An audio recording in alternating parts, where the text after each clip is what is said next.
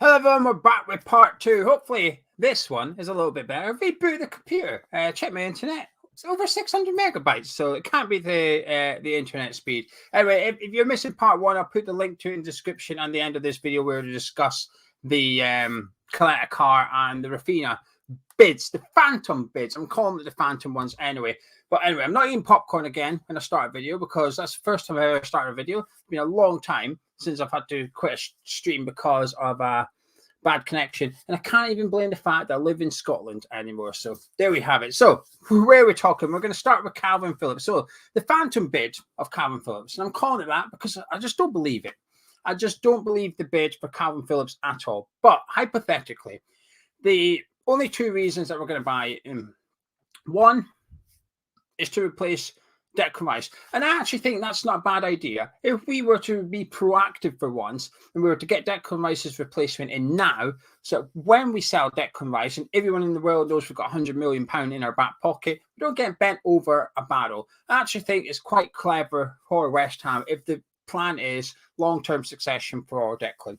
It could be to show Declan a bit of ambition, because signing Kalvin Philips would be ambitious. I've got absolutely no doubt about that at all. Signing Kalvin Philips would be ambitious for West Ham. Now, like I said, I don't believe the bid at all. As a Leeds fan, you're thinking 50 for Kalvin, piss off. I don't disagree with you. I think 50 million for Kalvin Philips for Leeds United is bad. For West Ham, I think he's worth 50 million. I think it's a fair fee for Kalvin Philips as a West Ham fan, but as a Leeds United fan, I definitely wouldn't want to see it happen at all. I do think he's class. I think Kalvin Philips is absolutely class. And when you see him with Declan for England, you're not just buying Kalvin Philips. You wouldn't just be buying Kalvin Philips, the player. You'd be buying the partnership of Kalvin Philips and Declan Rice. And I actually think that's the second reason. And I don't believe the first one. Hypothetically, we would go after Kalvin Philips. I don't think it would be to replace Declan. I think it would perhaps lesser the blow of losing him eventually. I actually think the plan would be to sort what has been a bit of a problem this season. There is a bit of a problem this season. And I think most people, to some extent, it varies between supporter to supporter as to how much you believe this is an issue or not. The partnership of Souček and Rice hasn't been as good as it was last season, right? The partnership. I think Declan Rice has got better. I think Souček's not as good. And I think the reason Souček's not been as good this season is because of the new role of Declan. And the only reason you sort that, the only way you sort that partnership is either converting back to last season. If we don't want to do that, fine. If you add Phillips in there, if you were to bring in Kalvin Phillips and put him behind Declan Rice and Thomas Souček, I think that would change our centre midfield completely. I really, really do. I think our midfield would completely... would be unbelievable. That trio of Souček and Rice getting forward with Kalvin Phillips sitting would be match made in heaven. It does mean you lose an attacker further up the pitch, so that instead of having a number 10, we don't have that anymore. But with the way we've seen Lanzini playing recently, the sort of question mark over what Pablo Fornals' best position is, my belief is that he'd be better off in a deep-lying number 8 position, which Kalvin Phillips coming in would allow us to have. I actually think it would tick a lot of boxes. The problem here is I just don't bloody believe it. I don't believe it at all, the Kalvin Phillips bid. I don't believe it whatsoever. And if there is, I think we'd only bid for him knowing it would get rejected. Because like I said, A, he's out injured for a while yet anyway. I'm not even sure he could pass a medical. And B, Leeds ain't going to sell Kalvin Phillips to West Ham. Leeds ain't going to sell Kalvin Phillips for 50 million.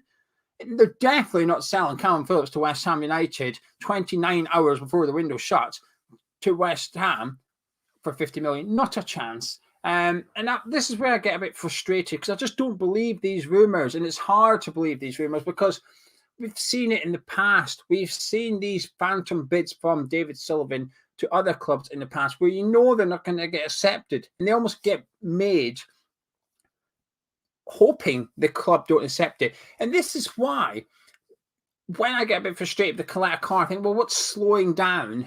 Why are we taking ages to sign Collect a Car? The manager wants him and Marseille are willing to sell. Why won't we sell him? I'll tell you why. And this is my own theory. Because David Sullivan knows if he bids for Collect a Car, Marseille will accept the bloody thing. That's the problem. I think the only difference between that and everything else is if you bid 15 million for Collect a Car, Marseille will say, yes, Done. Sorted. There's your player. 15 million. Thank you very much. And suddenly Sullivan's got to spend a bit of money. Whereas if he's bidding 50 for Rafinha, 50 for Kalvin Philips, he knows it's not going to get rejected. He knows he's not going to have to spend money. It's like me going down to a car dealership, seeing a car for 10 grand and saying 6,000. They're going to say no. And I'm like, oh, well, sorry, Mrs. G, I'll try to get your car, but they said no. No, thank God you said no. I didn't actually want to buy it. Do you know what I mean? That is the difference between collect a car and the other bids. We'd get accepted for the Marseille defender. And to some extent, I almost think that we don't want to do that. But I still think we will sign a player, and I think it will be Kalakar. I did, like I said, I did a part 1 stream, but the internet buggered up. But the link is in description at the end of the video where I discuss Kalakar and Rafinha. So I'm going to discuss Benteke, Christian Benteke. Before I do that, actually, good job the last stream buggered up and not this one. This video sponsored by Manscaped.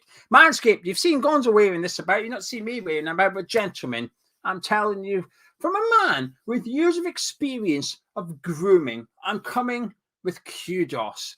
And I can assure you that this thing is the best thing ever. It's also got a feature you don't know you needed. It's got the torch. Look at that. You might think, why do I need a torch? I thought that. I thought, why the hell do you need a torch? Until I started using it. Once you go torch, you can't go back. I didn't mean to push that button. But gentlemen, get the best package to look after your package. You think all these bids are bollocks? They probably are. But look after your bollocks. Let the journalists worry about this bollocks. But you boys, worry about your own bollocks. And the best way to do that is through Manscaped. The link's in the description below. You go on the website, add anything you want to the basket. Type in the code HammersChat, no spaces, HammersChat. You'll get 20% off absolutely everything, plus free shipping as well. It's the best thing you can possibly get to look after yourself, boys and girls. It is for girls as well, but it's a male's grooming website, and it generally does get a thumbs up from myself and Gonzo. And I use it quite a lot, to be honest with you. I do. I'll use it. I should put it back on my stand to remind me tomorrow night on the Deadline Day show to promote it as well, if I don't need to use it before then. Anyway, right. More rumours. Christian Benteke. Right, okay. I want a striker at West Ham. We need a striker. 28 hours and 40 minutes roughly till the window closes. We need to sign a striker in that time. Not that one. Not that one. Out of all the rumours, in the last 2 days, I don't believe any of them except one of them. And it's this one. And it's the one I don't want to believe. I don't want this one to be true. Christian Benteke has had a fine career as a Premier League striker. He still has something to offer a Premier League club. I've got no doubt about it that he's good enough to play in the Premier League at certain clubs, not at West Ham United. He is a Poundland Sebastian Haller. We signed a striker for 45 million. That was tall, strong, doesn't like to run the channels, is good in the box, good in the air. We signed a 45 million pound version of him, and Moyes couldn't work with him. Okay, and that's fine. I'm not blaming Moyes. If Moyes don't want that type of striker, that is okay. But you can't then bin off Sebastian Haller at 20 million pound loss, then go and get Christian Benteke, who is a crapper version of Sebastian Haller, has the same sort of style and play and characteristics, just less ability, and expect it to work. It just won't happen. The question isn't, is Christian Benteke better than anyone? Because at the minute it is. Is Benteke better than what we've got on the bench? Well, yeah, because we don't have one. But that doesn't mean it's a good deal. It doesn't mean it's a good player for West Ham. I will be worried, probably. I will be worried if Christian Benteke is the answer to our striker solution. I really will be, because apparently Crystal Palace are willing to loan him out. He won't cost too much. Mateta, funnily enough, Palace were debating sending Mateta back, and then he's sort of come into form a little bit. They've got Edouard up there as well.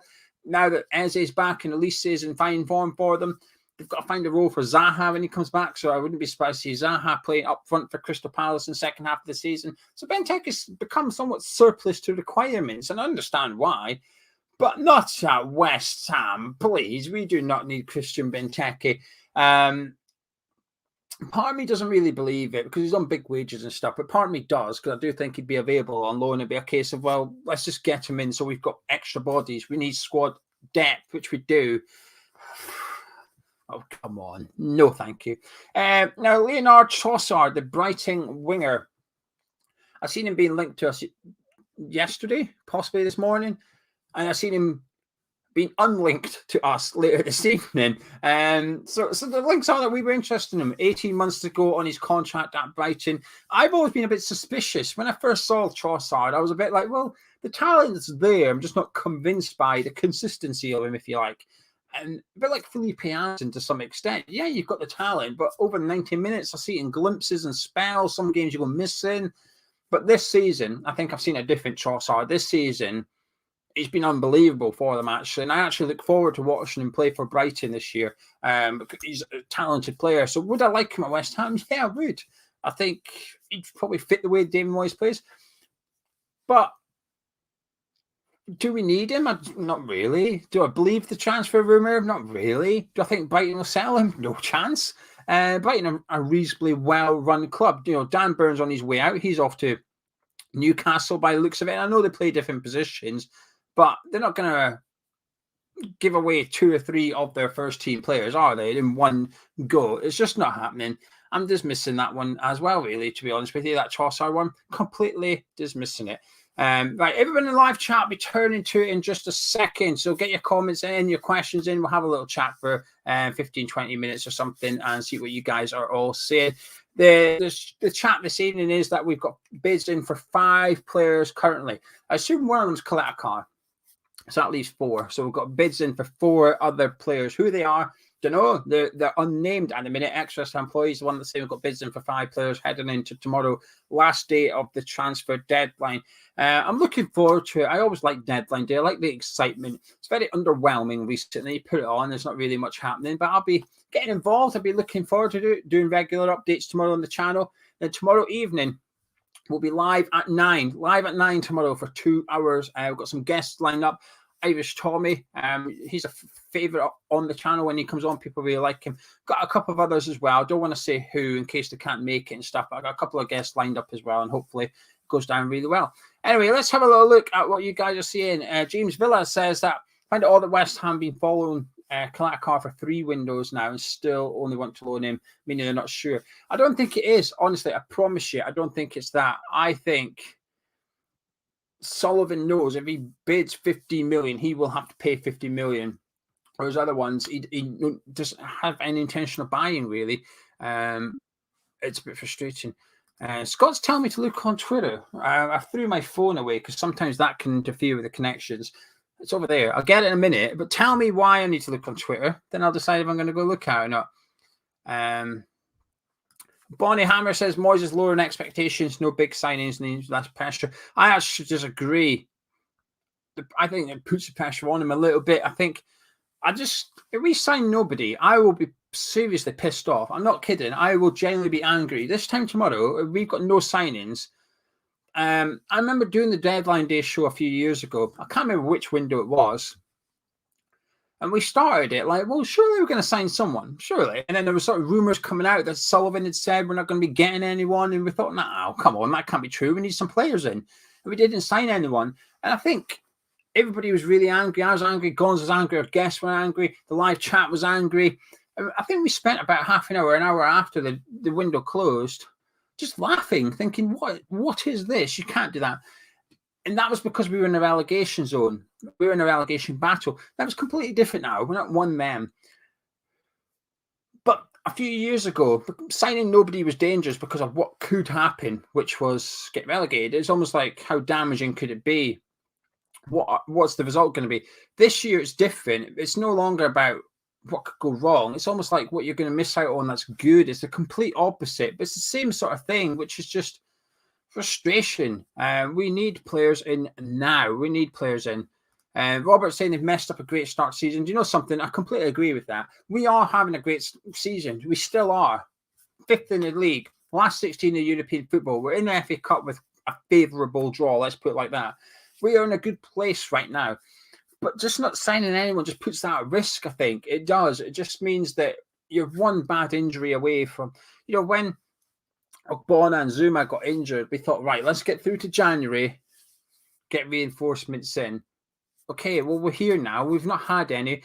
And in this month, we've dropped crucial points to Man United, Leeds United, And you just think those games, if we'd had players who might have got something, that's fine. We'll have them in for the next game. To play the rest of the season with the same squad, I think it's dangerous. And like I said, we'll do all right. We'll still finish in top half of the Premier League, but you're missing out on having the best chance to go for European football. Michael says he's got zero faith we can sign anyone. Totally unacceptable transfer window. We tried SC, back at it again. GSB out. Ray says Kalvin Philips, James Ward-Prowse would be his pick. I've seen this, Dabs. We've been linked with a left back. I've never heard of him. I know Newcastle United are after him as well. That's why I'm not really mentioning it, because I can't say too much about it. Apart from that, I've seen the name. I've seen that he's a left back. That's all I know. We shall wait and see. Bertie says a bid for Gabriel Barbosa is just sitting gathering dust here in Brazil. Suppose you can include that as one of the 5. That is the rumours, isn't it? That's still there, waiting. So we'll see. Hammer 99. Frustrating that when we set for relegation 2020, Moyes Sullivan spent 30 million on Bowen and Souček. Yet we have the opportunity to push on. We decide against it. It's pathetic. Completely agree. Andy says a more realistic rumour is that someone has found Rocky more stirred than West Ham signing any player. Good one. Good one. Keep your comments coming in. Keep your comments coming in. Let's get your thoughts and stuff. James says no signings, more pressure. I agree with that one as well. Hugh says we're going after the wrong Leeds player. What Leeds player would you like? Out of interest, I assume. I don't want to put words in your mouth. I assume you're maybe meaning Patrick Bamford or something, since we need a striker. But who would you like? Simon says new head of recruitment, more scouts, same old scattergun. I actually defend the club when it comes to this, believe it or not. I think it's only a scattergun approach if you believe the rumours. I don't believe the bid for Rafinha. I don't really believe the bid for Kalvin Phillips. I believe there was a bid. I believe we've bid big money for someone. It might not be 50 million. I do believe we've probably bid someone. And I think the Rafinha and the Kalvin Phillips news, or rumours, if you like, I do think it's a smoke screen. We've seen it before with Moyes, actually. When we were going after Kurt Zouma, and Milankovic was heavily linked to West Ham, and it was almost encouraged by the West Ham side of press, if you like. Keep the Milankovic story going. They drop feed journalist stuff. Oh yeah, West Ham Milankovic. And before you knew it, was bang, Zouma was back on, and a minute later he was getting his medical. Remember Areola? We were being linked to other goalkeepers, and then one day we woke up and Areola was having his medical at West Ham. Hang on a minute, this has escalated pretty quick. We were linked to him, but that was all. West Ham want Areola. West Ham might want Areola. You go to sleep, you wake up, Areola's having a medical. How did that escalate so quick? Well, they used the smoke screen. They were going after the likes of Sam Johnson and stuff, making everybody believe we wanted different players. So the scattergun recruitment approach, I don't think we do have one. I think the rumours suggest we do, but I don't think we actually have one. That would suggest we're bidding for players. I'm not sure I believe that, to be honest with you, Simon. I don't think we're bidding for that many players. Bruce says, disappointing window. Need to show more if we want to get the top 4. Don't disagree.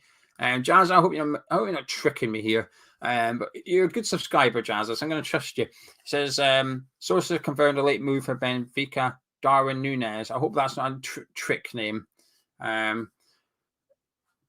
It's a bit of a crap source, unfortunately, but we'll leave it there. Mark says, papers make rumours, Phil Collins. People believe them. They throw their toys at them.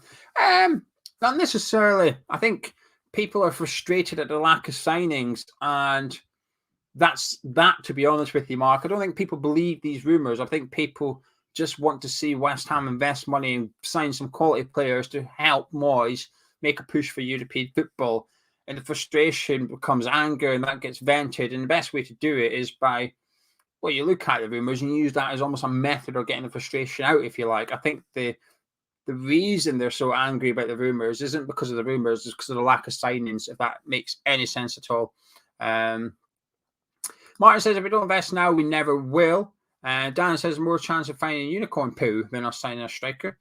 George is backing up Jazza. Right, okay, I've done the right thing, trusting Jazza by the looks of it. From the Anvil, James says, Moyes has to take some of the blame.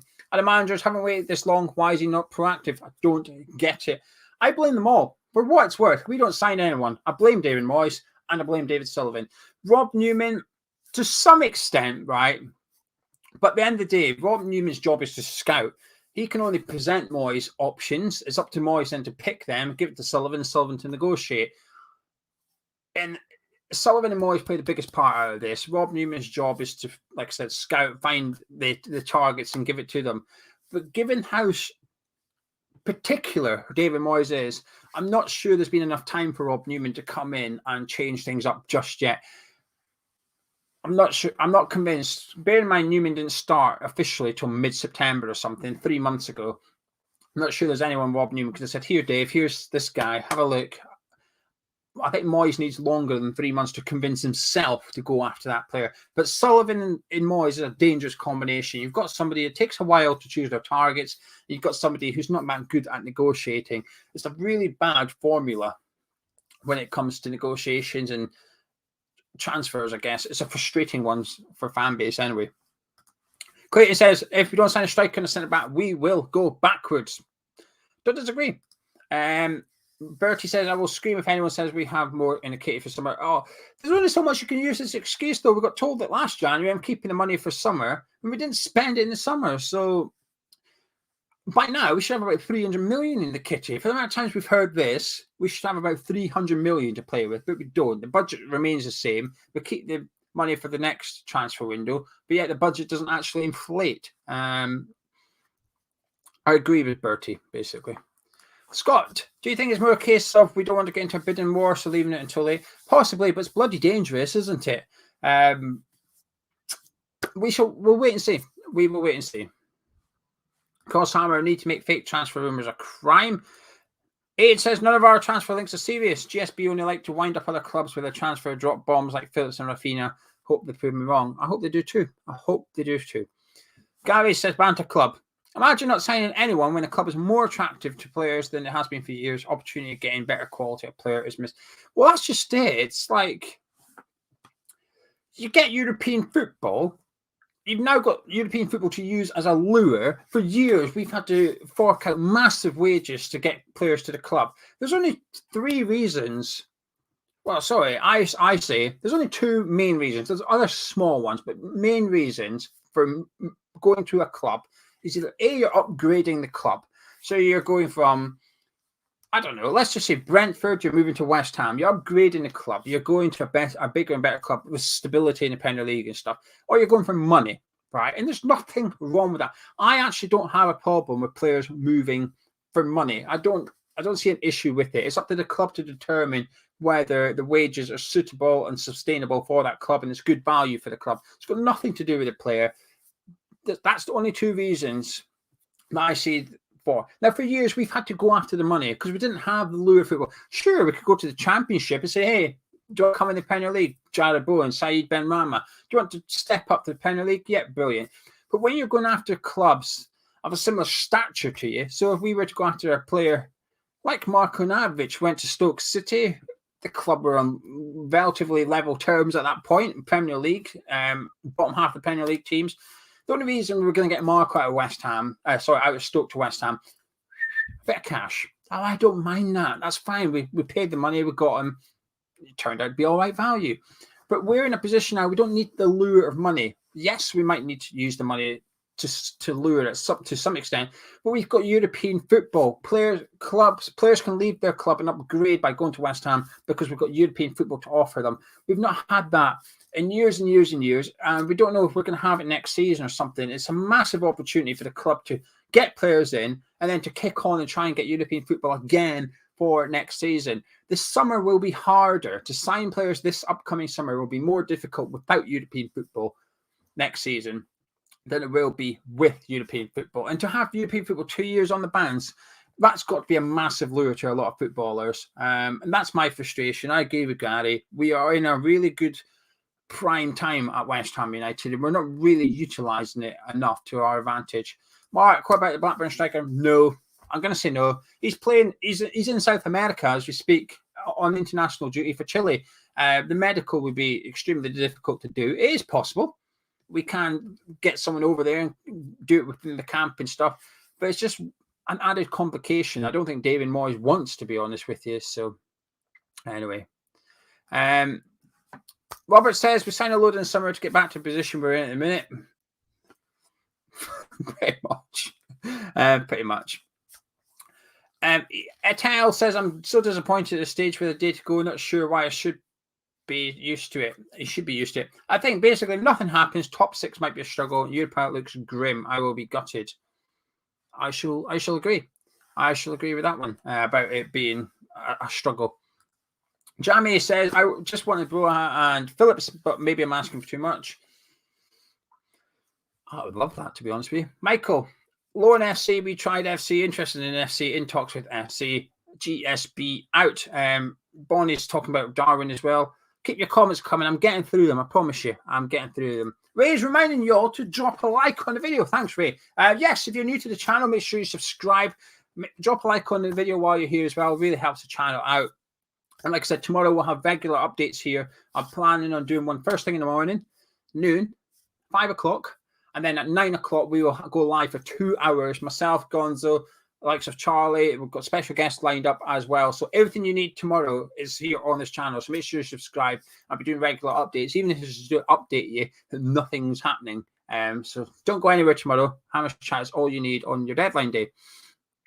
Right, let's have a look. Joan says she thinks we will sign at least 2. I hope you're right. I really, really do. I guess it depends what 2, though, doesn't it?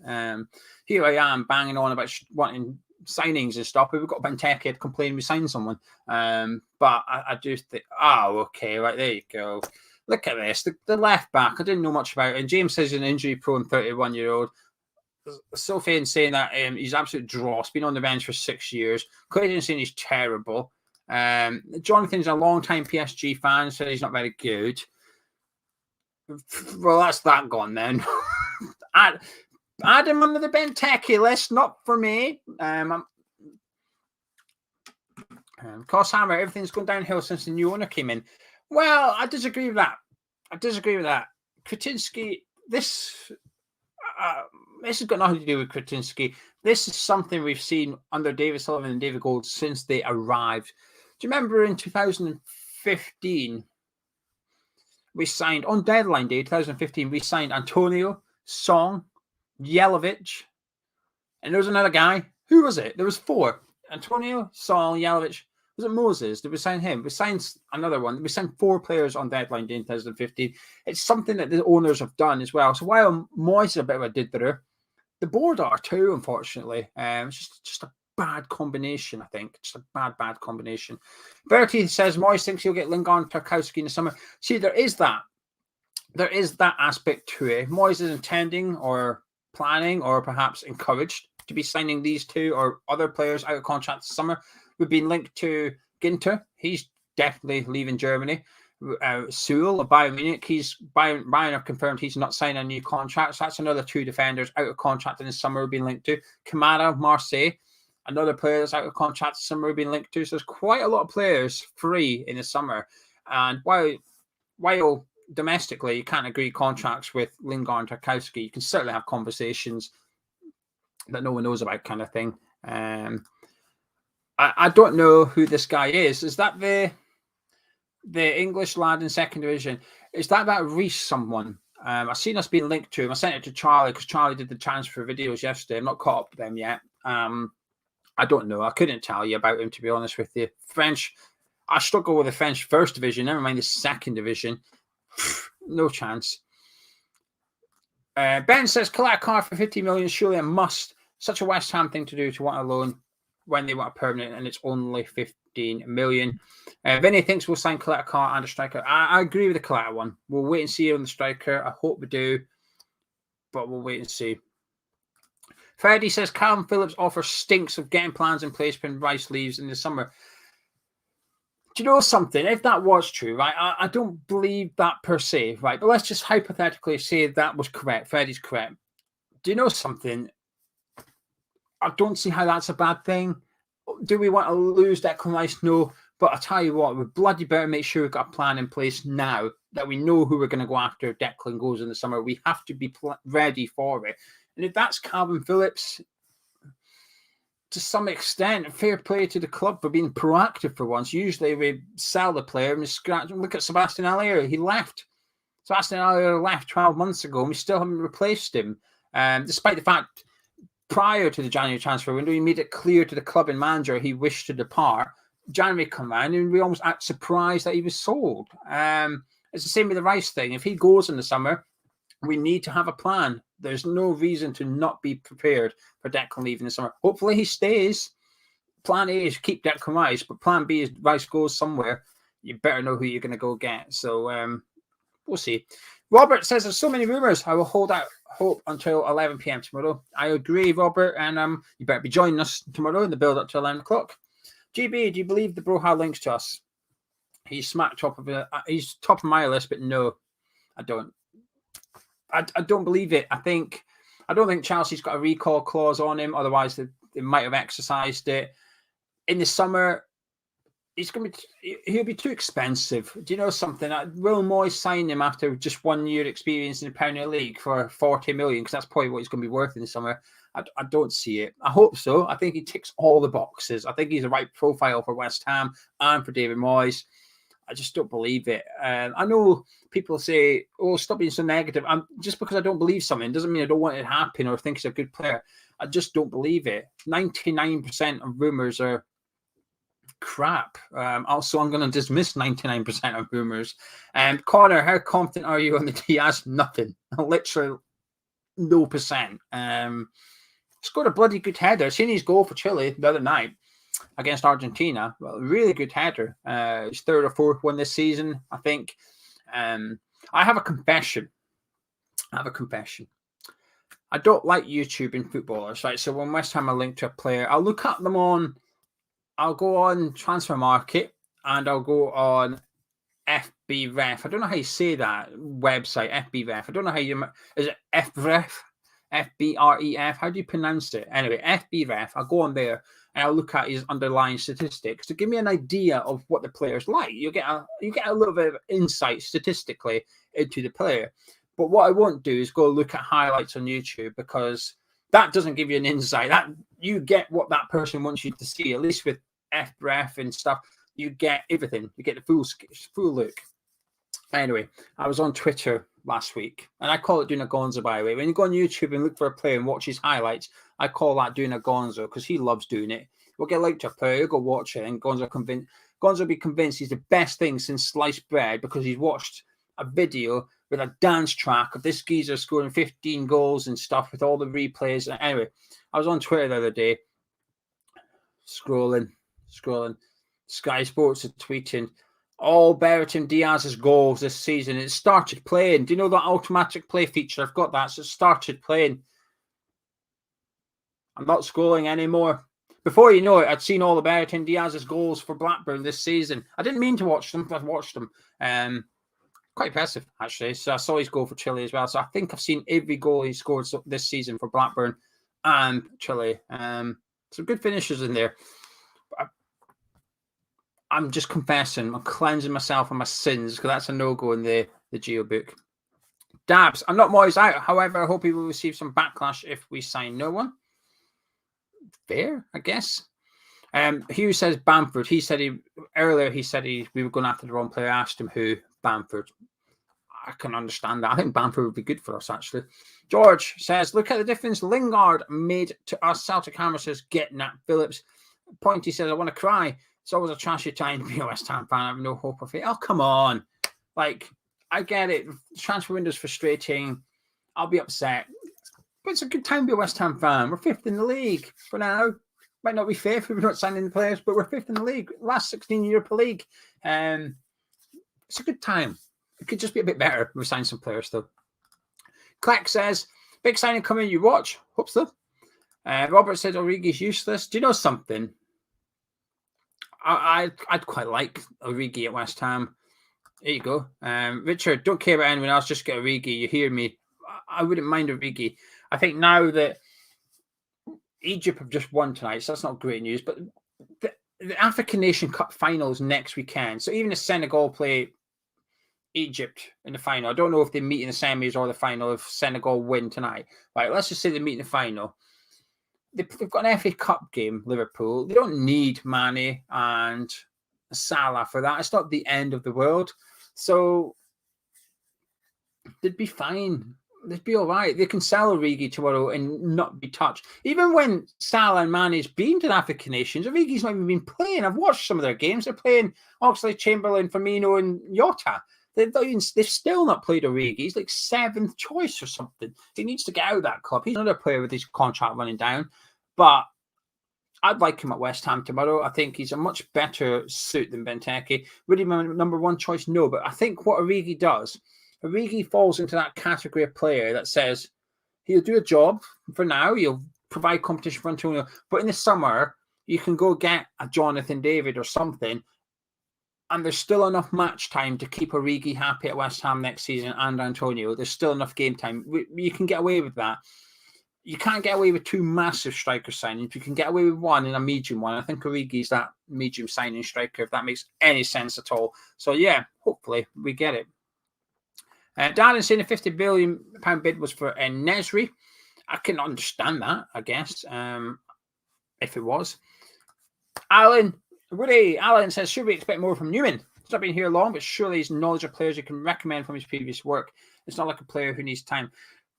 Possibly. The only difference is City target different players in West Ham, don't they? Let's be honest with you. Right?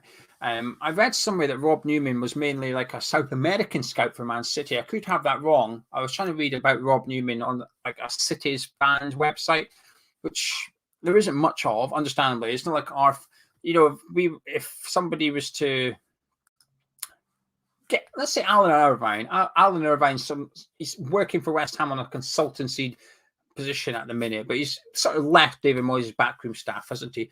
So let's say he joins Celtic or Rangers, being up in Scotland, he goes to Celtic or Rangers, and their fans are like, oh, what's he like? You're not really going to find much about West Ham fans speaking about Alan Irvine at West Ham, are you? So finding stuff about Rob Newman was difficult. But I read somewhere he was a South American scout for them, actually, which was interesting. But City target different players than we do. His job was probably to go and find 16 and 17-year-olds for a few million quid that might go on and make it at City. They tend not to really scout. Well, they do, but I'd imagine they scout youngsters a lot more than established first-team players, because when the players they go after, pardon me, I mean, Jack Grealish, their last signing, that doesn't require any scouting, does it? But going and finding the young lads that can come through the academy, that requires extensive scouting. So I think that's probably the problem with Rob Newman going from City to West Ham, is that he's probably a bit more clued up on youngsters, wonder kids, if you want to call it that. But we shall wait and see. I could just be chatting rubbish, probably am. Chelsea said, owners don't want us to succeed. How can they? What I will say, this is the problem with when Kretinsky purchased 27% of the football club. There's a clause in that agreement. They've agreed the price, haven't they? So Kretinsky purchases the club in future. They go with the price they've agreed today. That price doesn't change. So West Ham finished 15th. Well, hey, Sullivan's cashing in. He's selling a club 15th in the Premier League for a price agreed when West Ham won the Europa League. But similarly, if West Ham were to go on and finish 4th, or we were to go get Champions League football and Kretinsky decides to exercise that clause at some point in the summer, Kretinsky says, actually, I'm going to buy the whole club now, Champions League club. He buys it at the club at the price agreed playing in the Europa League. So Sullivan arguably would miss out, wouldn't he? So my question, I guess, is what is David Sullivan's motivation for West Ham to do better than they currently are? I'm not sure there is one. And I think this is possibly the downfall of the price being agreed previously. Sullivan doesn't really benefit. If we go on and call finishing the Champions League, in terms of money in his pocket, in terms of share price of West Ham United, it doesn't change for Kretinsky. So Sullivan doesn't really reap the rewards of investing today, getting West Ham better. I'd like to think he would, from a chairman's perspective, and surely he wants the club to be successful. But we've all experienced him enough in the last 11 years or whatever to see that he almost flirts with relegation and still doesn't put his money in, still spend the money with us, hindering on the relegation battle. So us hindering on the 4th Champions League battle, he's not going to spend the money for that, is he? Doesn't benefit from it financially. Mate says, Criminal don't sign anyone, shows no ambition. Garino says the £50 million bid was for Schick. Now, I've seen that website, okay? I'm not going to say it, who. But that website said it was worth 70 million for Schick. I don't believe it, right? I don't believe the bid, but let's say it was true. How stupid would that be? The player has literally been asked directly from a journalist about going to West Ham, and the player has said he won't go. He basically said, I'm not interested in West Ham United. My style doesn't suit them. They don't suit me. I don't want to go to West Ham. So why would we bid for him? I don't believe it, to be honest with you. Everyone's talking about the Darwin Nunez thing, being a real player and stuff.